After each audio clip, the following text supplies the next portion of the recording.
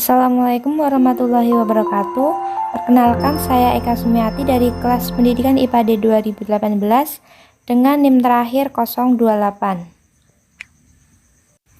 Nah, pada video pembelajaran kali ini saya akan sedikit membahas mengenai perkembangbiakan vegetatif pada tumbuhan, yang mana materi ini masuk pada KD 3.2, yaitu menganalisis sistem perkembangbiakan pada tumbuhan dan hewan serta penerapan teknologi pada sistem reproduksi tumbuhan dan hewan.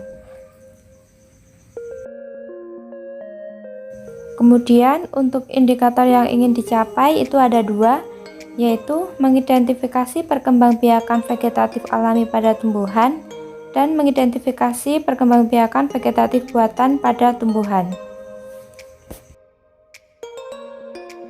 Nah, berdasarkan indikator yang ingin dicapai tadi, maka video pembelajaran kali ini memiliki 3 tujuan utama, yaitu menjelaskan reproduksi aseksual pada tumbuhan, mengidentifikasi bagian tumbuhan yang berperan dalam proses reproduksi aseksual, dan yang terakhir menyebutkan macam reproduksi aseksual pada tumbuhan. Nah, sebelum memasuki topik pembelajaran pada hari ini, saya akan menyebutkan 6 ciri dari makhluk hidup, yaitu ada bergerak, kemudian bernafas, mengalami pertumbuhan, makan dan minum, kemudian peka terhadap stimulan atau iritabilitas, dan yang terakhir mengalami perkembangbiakan.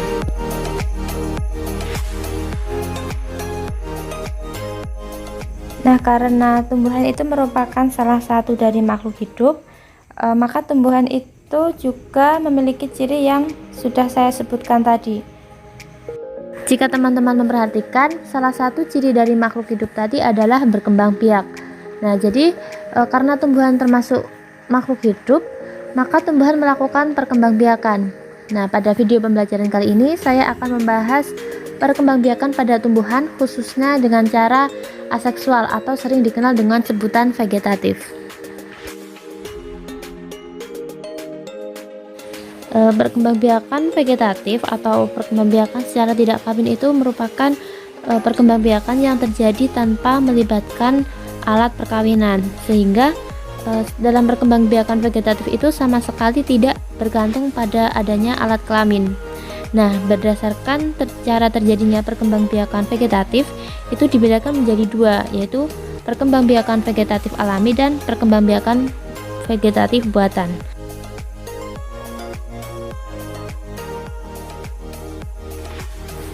Oke, yang pertama mengenai perkembangbiakan vegetatif alami. Nah, perkembangbiakan secara vegetatif alami ini terjadi apabila terbentuknya individu baru itu terjadi dengan sendirinya, atau dengan kata lain itu tanpa adanya bantuan manusia.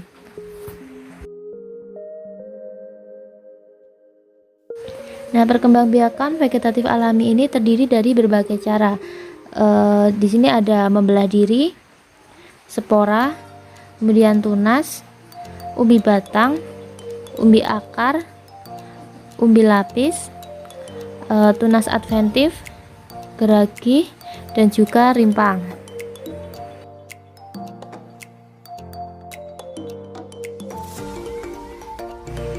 Oke, untuk yang pertama itu ada membelah diri. Nah, perkembangbiakan dengan membelah diri ini merupakan perkembangbiakan dengan cara sel induk itu membelah menjadi 2 atau lebih sel anakan. Nah, setiap sel anak yang tumbuh tadi akan menjadi individu baru. Nanti sel anak yang dihasilkan itu akan memiliki sifat yang sama dengan sel induknya.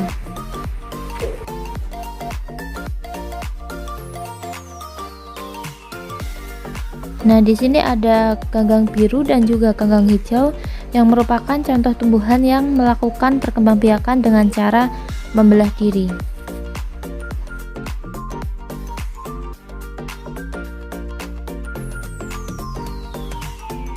Oke, untuk cara yang kedua itu ada spora. Nah, spora itu dihasilkan dari sel tertentu pada sporangium atau biasa dikenal dengan istilah kotak spora. Nah, sporangium itu terletak pada tumbuhan penghasil spora atau biasa dikenal dengan istilah tumbuhan sporofit. Nah, spora yang dihasilkan sporangium tadi apabila jatuh di tempat yang lembab maka akan tumbuh menjadi tumbuhan yang baru.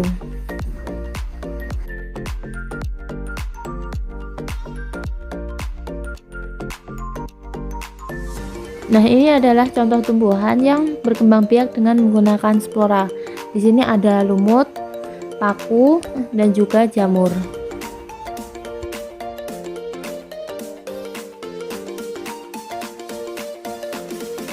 Oke, next. Nah, untuk yang ketiga ini ada tunas.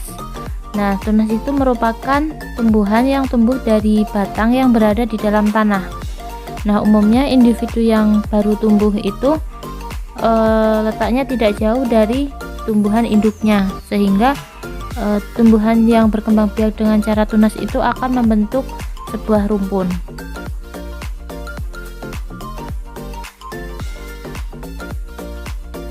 Nah, ini adalah contoh tumbuhan yang berkembang biak dengan menggunakan tunas. Di sini ada tebu, pohon pisang, dan juga tanaman bambu.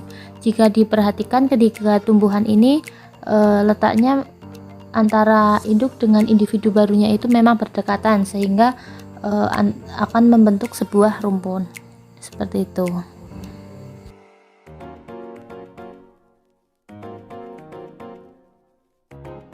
Nah, untuk jenis perkembangbiakan vegetatif selanjutnya itu ada umbi batang. Nah, umbi batang itu merupakan bagian batang yang tumbuh membesar atau biasa disebut dengan menggembung yang berada di dalam tanah. Nah, umbi batang ini berfungsi untuk menyimpan cadangan makanan terutama berupa satepung. Kemudian jika diperhatikan itu pada kulit umbi batang itu terdapat mata-mata tunas yang nanti jika berada pada lingkungan yang sesuai maka mata tunas itu akan tumbuh menjadi tunas baru dan menghasilkan individu baru.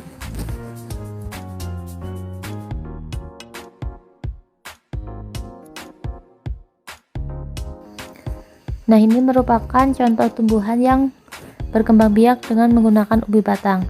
Di sini ada talas, kemudian umbi rambat dan kentang. Nah, jika diperhatikan pada ketiga contoh ini mereka memiliki mata tunas pada bagian kulitnya dan itulah bakal dari tunas yang akan tumbuh.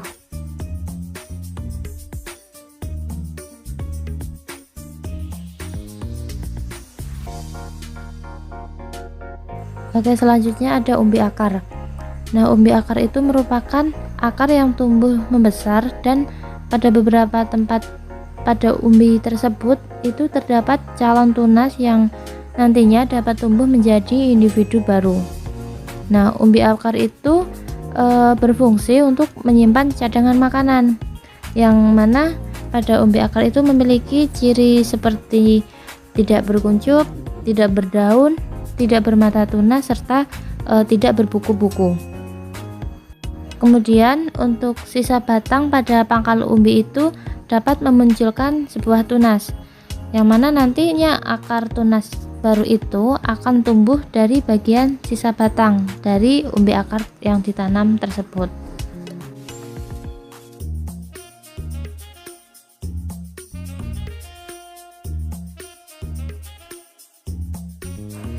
Nah, ini merupakan contoh tumbuhan yang berkembang biak dengan menggunakan umbi akar. Di sini ada ketela pohon, jahe, dan juga wortel.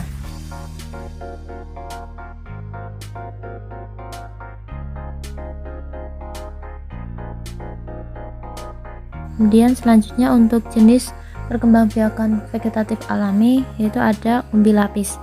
Nah, umbi lapis itu merupakan modifikasi dari bagian pelepah daun yang tersusun rapat. Kemudian susunan rapat itu membentuk sebuah umbi. Nah, umbi itu juga berfungsi sebagai cadangan makanan yang mana bentuknya itu berlapis-lapis. Nah, pada bagian ketiak daun itu terdapat tunas sebagai calon individu baru yang mana pada kehidupan sehari-hari itu sering disebut dengan istilah siung.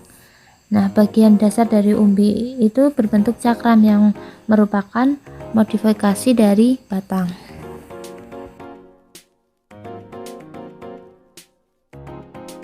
Nah, ini merupakan beberapa contoh tumbuhan yang berkembang biak dengan umbi lapis, yang mana contoh tumbuhan umbi lapis itu biasa kita temukan di dapur, seperti halnya ada bawang bombay, bawang putih, dan juga bawang merah.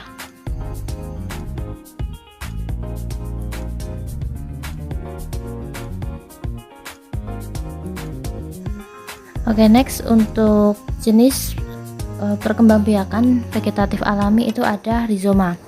Rhizoma ini sering dikenal dengan sebutan akar tinggal maupun rimpang.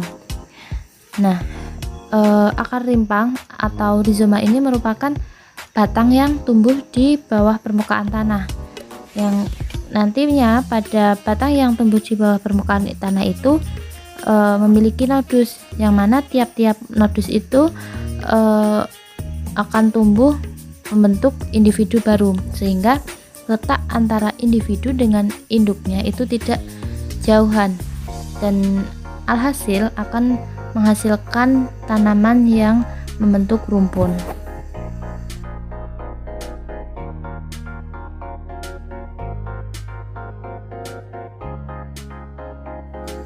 Nah, ini merupakan beberapa contoh tumbuhan yang berkembang biak dengan menggunakan rhizoma. Di sini ada kunyit, jahe, dan juga lengkuas. Nah, jika diperhatikan pada ketiga tanaman ini itu batangnya itu tumbuh di bawah permukaan tanah. Yang jika dilihat lebih cermat itu nanti pada bagian batang yang tumbuh di bawah tanah itu terdapat nodus, yang mana pada setiap nodus tadi merupakan bagian rhizoma yang nantinya akan tumbuh menjadi individu baru.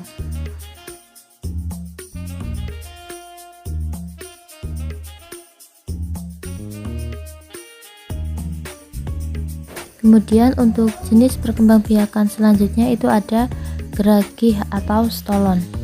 Nah, geragih atau stolon ini merupakan penjuluran atau sulur batang yang tumbuh memanjang secara horizontal di atas permukaan tanah. Nah, tumbuhan yang baru muncul itu pada titik atau ruas yang terdapat pada sulur tadi.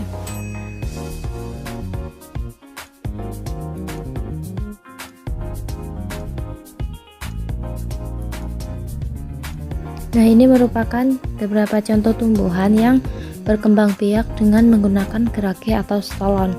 Di sini ada stroberi, kemudian pegagan, dan juga rumput teki. Jika diperhatikan dari ketiga contoh ini, tanaman tersebut terdapat tumbuhan baru yang muncul pada titik ruas yang terdapat pada sulur, dan keadaan itu berada di atas tanah.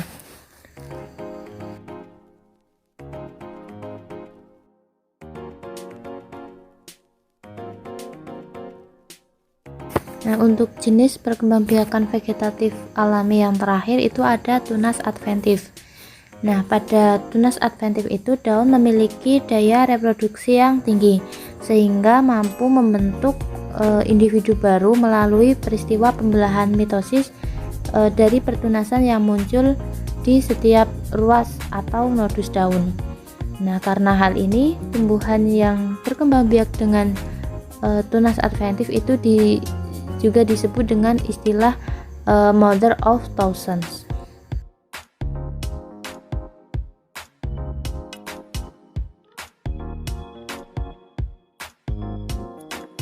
Nah, ini merupakan beberapa tumbuhan yang berkembang biak dengan menggunakan tunas adventif.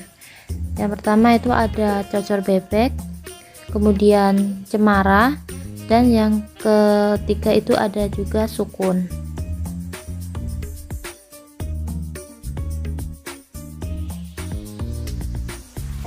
Kemudian jenis vegetatif yang kedua itu ada vegetatif buatan.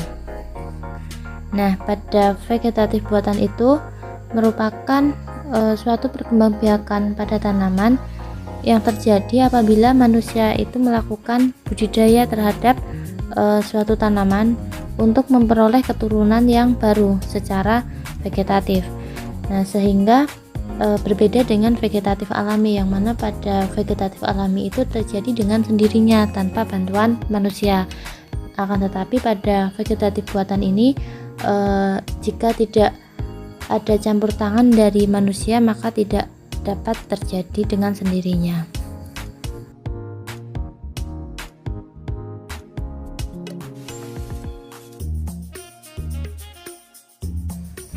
Nah, ini ada beberapa jenis vegetatif buatan yang dapat dilakukan. Dan pertama itu ada mencangkok, kemudian menempel, kemudian merunduk, dan juga ada stek.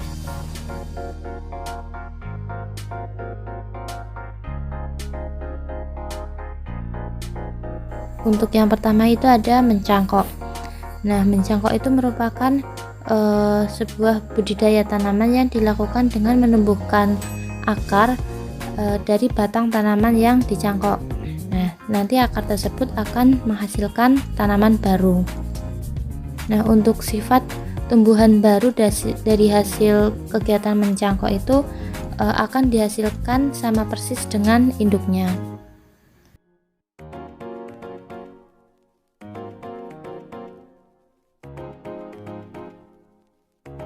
Nah, ini merupakan gambar dari kegiatan mencangkok.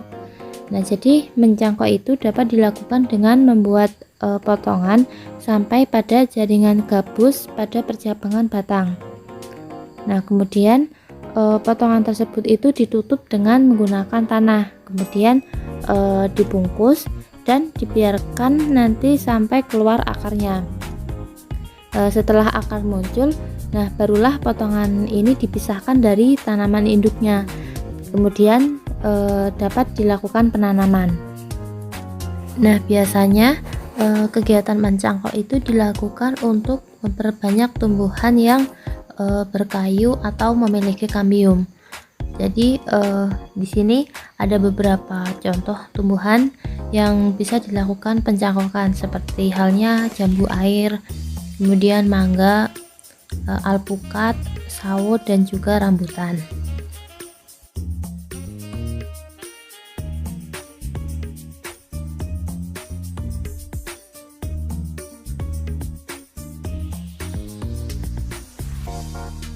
Selanjutnya ada okulasi atau menempel. Nah, okulasi ini dapat dilakukan dengan cara mengambil mata tunas dari tanaman yang spesiesnya sama, akan tetapi sifatnya lebih baik. Nah, kemudian menempelkan mata tunas yang telah diambil tadi pada tanaman lain, yang mana yang dimaksud dengan tanaman lain itu merupakan tanaman yang masih satu jenis atau satu spesies. Nah, dilakukan okulasi ini bertujuan untuk memperbaiki sifat dari suatu tanaman.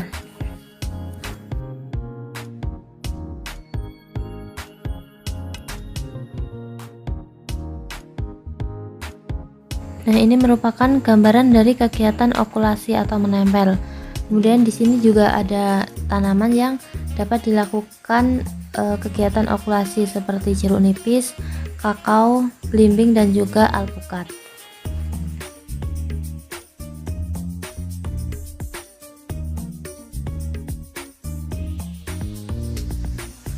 Kemudian untuk teknik vegetatif buatan yang selanjutnya itu ada merunduk. Nah, merunduk itu merupakan sebuah teknik vegetatif buatan yang dapat dilakukan pada tumbuhan stolon. Nah, dalam kegiatan merundukan tanaman itu dilakukan dengan menanam batang muda tanaman ke dalam tanah. Nah, kemudian setelah tumbuh akar, maka batang tersebut dapat dipisahkan dari induknya. Jadi yang ditanam ke dalam tanah itu berupa batang muda, dan akan tetapi ketika menanam batang ke dalam tanah itu batang tersebut belum dipisahkan dari induknya. Kemudian jika sudah terdapat akar, barulah dipisahkan.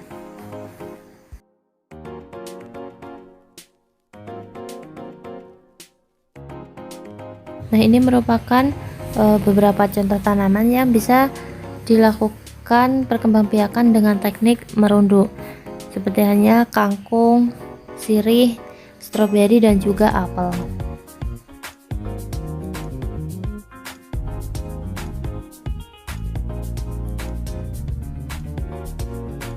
Kemudian untuk teknik perkembangbiakan vegetatif buatan yang terakhir itu ada stek. Nah, stek itu merupakan suatu teknik perkebanyakan tanaman yang dilakukan dengan cara menanam bagian potongan dari tanaman tersebut. Nah, contohnya itu berupa batang singkong yang dipotong kecil-kecil, kemudian ditanam kembali ke dalam tanah. Nah, nanti setiap potongan dari batang singkong tersebut akan tumbuh menjadi individu baru.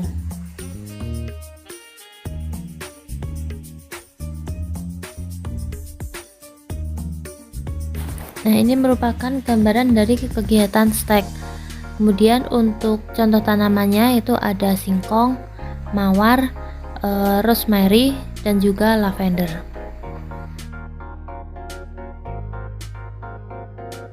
Nah, demikian pembahasan mengenai perkembangbiakan vegetatif pada tumbuhan.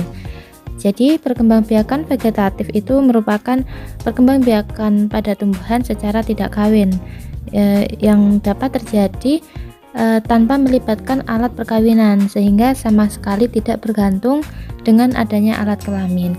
Nah, perkembangbiakan vegetatif ini terbagi menjadi dua, yaitu perkembangbiakan vegetatif alami dan perkembangbiakan vegetatif buatan. Nah, untuk perkembangbiakan vegetatif alami itu merupakan perkembangbiakan yang terjadi apabila terbentuknya individu baru itu terjadi dengan sendirinya atau tanpa bantuan manusia. Nah, perkembangbiakan vegetatif alami itu meliputi membelah diri, spora, tunas, umbi batang, umbi akar, umbi lapis, rizoma, geragi, dan juga tunas adventif. Dan untuk perkembangbiakan vegetatif buatan itu merupakan perkembangbiakan pada tumbuhan yang terjadi apabila manusia itu melakukan budidaya terhadap suatu tanaman dengan tujuan untuk memperoleh keturunan baru secara vegetatif. Nah, untuk jenisnya itu ada mencangkok, kemudian menempel atau biasa dikenal dengan istilah okulasi, kemudian ada merunduk, dan yang terakhir stek.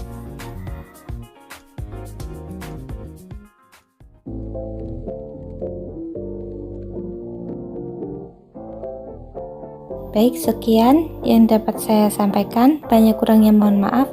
Wassalamualaikum warahmatullahi wabarakatuh. Terima kasih semua. Bye.